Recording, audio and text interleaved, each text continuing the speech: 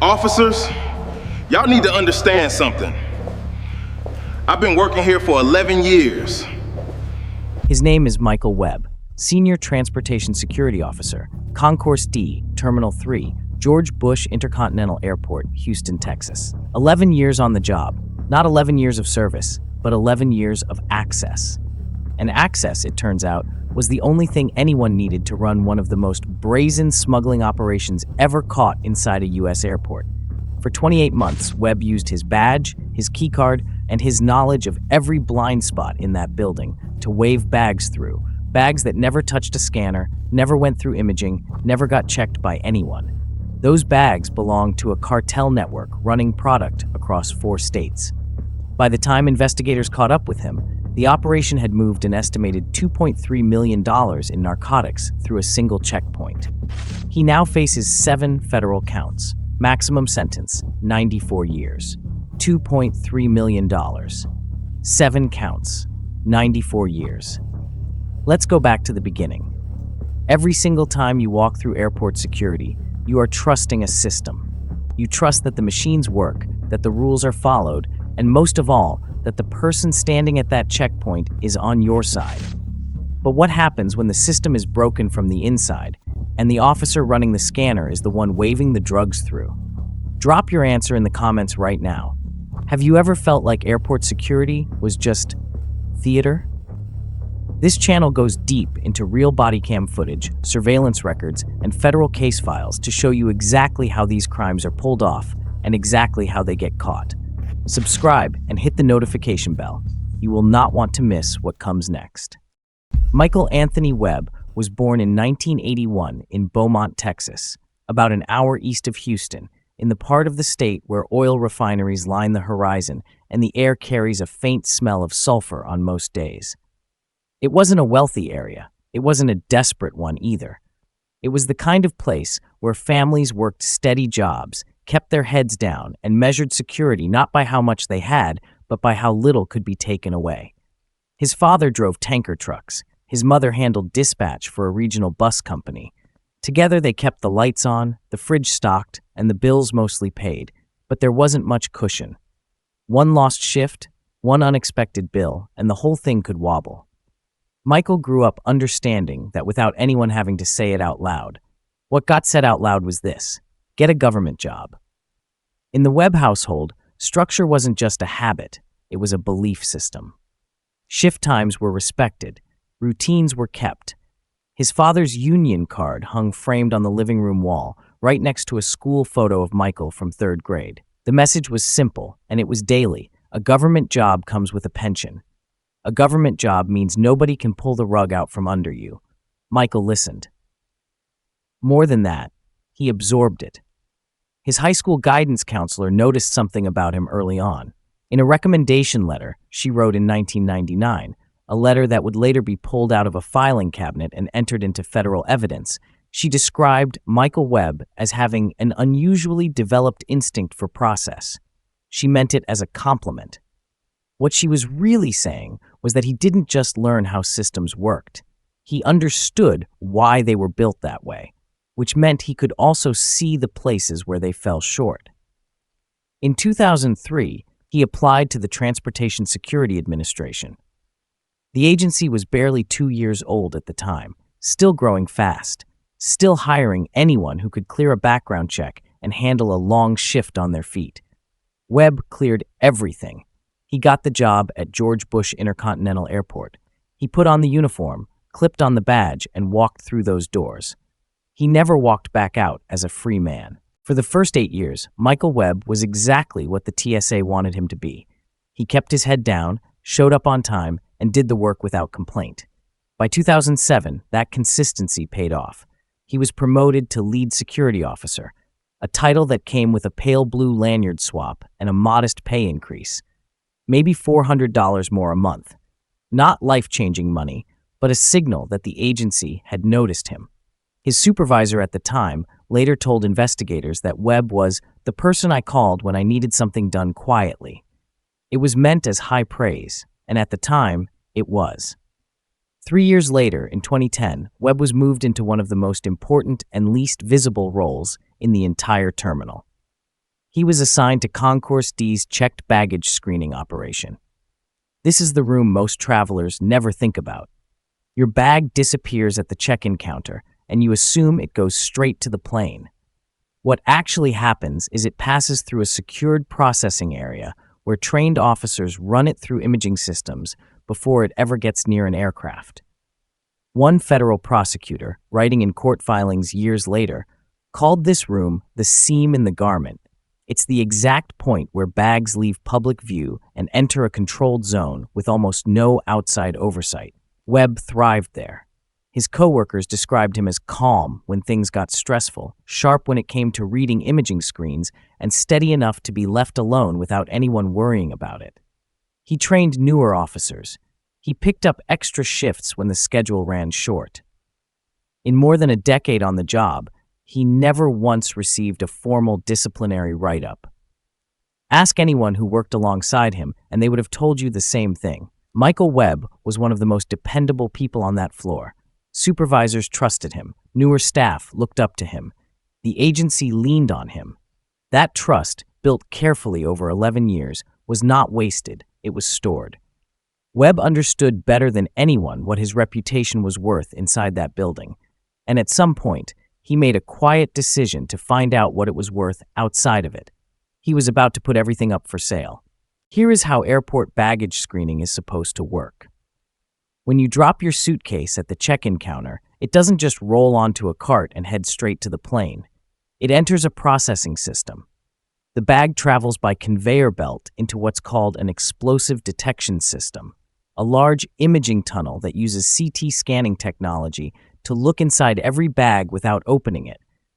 The machine checks for unusual density, suspicious shapes, and anything that matches the profile of prohibited materials. It's fast, it's automated, and it runs every single checked bag through the same process. If the machine flags something, the bag gets pulled. A TSA officer opens it, inspects the contents, writes up a report, and decides whether to clear it or escalate. If the machine finds nothing, the bag keeps moving, straight to the loading area, where ramp agents place it in the belly of the aircraft. The whole system rests on one key assumption.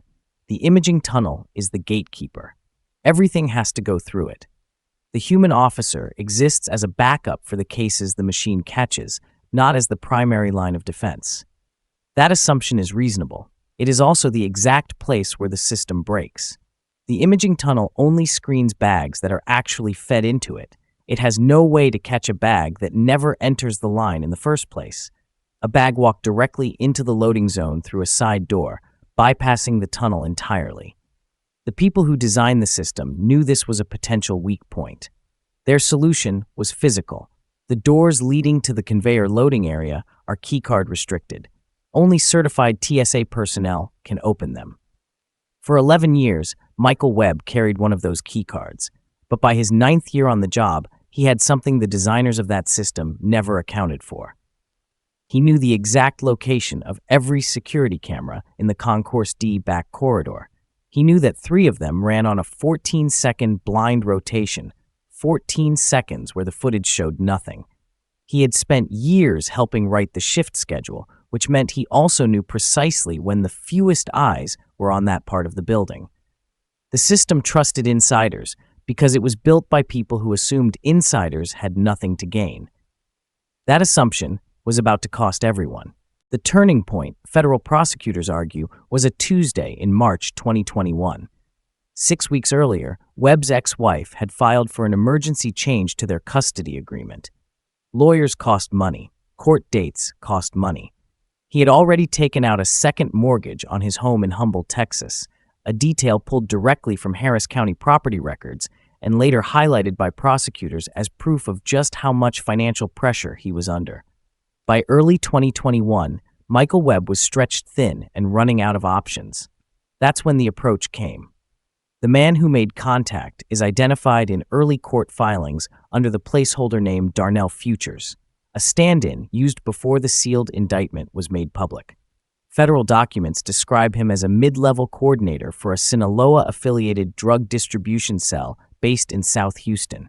Futures had been studying the airport for months. He wasn't looking for someone reckless. He was looking for someone careful, knowledgeable, and quietly desperate. Someone who understood exactly where the system had gaps. He found Michael Webb. Webb later told investigators, before he stopped talking and asked for a lawyer, that the first offer was $4,000 for moving a single bag. He said he sat with it for 3 days. He said yes on a Friday. The method was clean and simple. Bags packed with vacuum-sealed narcotics, mostly fentanyl pills and powdered methamphetamine, were dropped at a service entrance on the east side of Terminal 3 by a ramp contractor who had no idea what he was carrying. Webb would pick up the bag, use his keycard to move it through a secondary access point, and place it directly onto the loading conveyor. No imaging tunnel, no scan, no record. The first time worked, so did the second, and the third. By month 4, he was moving 2 bags every week. By month 8, the payment per bag had climbed to $9,000. Over 28 months, federal investigators documented at least 47 separate instances of Webb running the same move through the same corridor. DEA analysts estimated the total street value of the narcotics at $2.3 million. Webb's cut came to roughly $312,000 in cash, which he kept in vacuum-sealed bags, stuffed inside a Yeti cooler, sitting in his garage in Humble. The system had a seam. He had sewn money into it. Cases like this exist because every secure system has a human inside it, and humans have bills. If this breakdown is making you rethink how these institutions actually work, subscribe and hit the bell. This channel doesn't cover press releases. We cover the case files. The TSA didn't find it. The airline didn't find it. A DEA analyst named Patricia Cho found it, and she wasn't even looking at the airport. Cho was working a separate investigation into the Houston distribution cell, following money through a web of shell companies registered in Harris County. Most of the threads led nowhere, but one kept pulling. A series of small wire transfers, amounts ranging from $200 to $900, coming in steadily and regularly, traced back to a money service business in Pasadena, Texas. That trail eventually landed on a prepaid card registered to a construction company that didn't exist. No address, no employees, no history. That card had been used 11 times at one specific ATM outside a Whataburger on the 610 loop. The ATM had a camera. The camera showed the same face every single time. Cho ran the face through federal employee databases. She had a match in under 20 minutes. From that point, the investigation moved fast and quietly. DEA agents brought in TSA's Office of Inspection to assist, deliberately bypassing the local TSA office, which investigators flagged as a possible secondary risk given how deeply Webb was embedded there. Together, they pulled historical footage from 14 surveillance cameras across Terminal 3 and went through it frame by frame. What they found was damning. Webb appeared in the Concourse D East Service Corridor on 31 separate occasions when he had no scheduled reason to be there, at times that didn't line up with any logged patrol activity. But the case didn't fully close until a traffic stop in Memphis. Darnell Futures was pulled over 3 states from Houston on an unrelated matter. Officers found a burner phone. On that phone was a text message time-stamped 11:42 p.m. on a Tuesday in January 2023. Entered into evidence as Exhibit 47B, it read, "Tuesday confirmed. D gate side same window. Don't change the drop time again or I can't move it clean." The cell tower data placed that message within a half-mile radius of Michael Webb's home address. A second message on the same device, sent 4 days earlier, read simply, 11 done this month. Investigators pulled the airport's anomaly logs for that same 30-day window. 11 irregular bag movements. 11, every single one, matched. The arrest happened at 4:53 a.m. on a Thursday, 23 minutes before his shift was scheduled to begin. The timing was not an accident. Federal agents had planned it carefully. At that hour, the terminal was almost completely empty. A cleaning crew was working 2 concourses away. No TSA colleagues were nearby. No union representative was within earshot. There was nobody around who might complicate the next few minutes. Webb came on foot from the employee parking structure, moving at a normal pace. No reason in the world to think anything was wrong. He had his hood up against the January cold, gray zip-up jacket, Houston Astros logo on the chest, a thermos in his left hand. He was 6 steps from the employee entrance when 2 agents stepped out from the shadow of a concrete support column and placed themselves directly in his path. Agent Harris spoke first. "Marcus Webb, you're being placed under arrest for conspiracy to smuggle controlled narcotics through a federally secured checkpoint." Webb stopped. His face shifted. "My name is not Marcus Webb. My name is Michael Webb, and I don't know what you're talking about. I've worked this post for 11 years. "Michael, I know." Harris kept his voice level. "Sir, place your hands behind your back. Do not reach for anything." Whatever composure Webb had came apart in the next few seconds. "I want to talk to someone. I want to talk to someone right now. This is not, I have a daughter." The agents moved in. When the cuffs went on, the thermos slipped from his hand. It hit the pavement hard, cracked along the seam, and rolled toward the curb. The lid spun off. Coffee spread slowly across the white concrete in the cold morning air. Webb watched it happen. He didn't look away. The body cam audio caught his last words clearly before he invoked his right to counsel and went silent. "I need you to call my brother. Please, just call my brother." By 5:15 a.m., a DEA evidence team had already let themselves into his garage in Humble with a federal warrant in hand. The Yeti cooler was sitting exactly where investigators said it would be, right where a man who understood systems had hidden the one thing he never thought anyone would find. Michael Webb was charged on 7 federal counts: conspiracy to distribute a controlled substance, 2 counts of aiding and abetting narcotics trafficking, making false statements to federal investigators, bribery of a public official, misuse of a government access credential, and obstruction of a federal security protocol. His defense team came out swinging. They filed 2 motions to suppress evidence, one targeting the cell tower data used to place Webb near the burner phone messages, the other challenging how the chain of custody was handled on the texts recovered from Future's phone. The judge denied both motions. The evidence stayed in. Facing the full weight of all 7 counts, Webb took a deal. He pleaded guilty to 5 of them in exchange for full cooperation with the broader investigation into the distribution cell. At sentencing in the Southern District of Texas, the judge did not hold back. From the bench, he stated that Webb had weaponized public trust in a way that strikes at the physical safety of the traveling public, and that the sophistication of this operation reflects not a momentary lapse, but a sustained, deliberate betrayal. 22 years in federal prison. Eligibility for supervised release after 18 years served. No parole. The federal system doesn't offer it. Darnell Futures, whose real name turned out to be Terrence Okafor, was arrested in Memphis 4 months after Webb's guilty plea.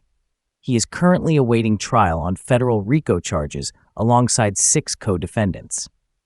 The ramp contractor who unknowingly carried the bags to the drop point was interviewed by investigators, cleared of any wrongdoing, and has since left the airline industry entirely. The TSA ordered an internal security review of Concourse D. Within 60 days of the arrest, the East Service Corridor camera system had been fully upgraded. Keycard access logs are now monitored in real time. Webb's house in Humble went to foreclosure auction in the fall of 2023. His union badge, the one he had worn for 11 years, was logged as evidence on the day of his arrest and never given back. It sits somewhere in a federal evidence box in a climate-controlled warehouse outside Houston. Somewhere in that same system, there's probably a cracked thermos too. That's the Michael Webb case. 11 years of access, 28 months of betrayal, and 1 DEA analyst who pulled a thread that wasn't even hers to pull.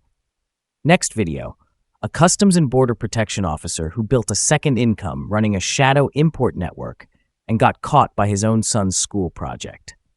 Link is in the description. Don't go anywhere.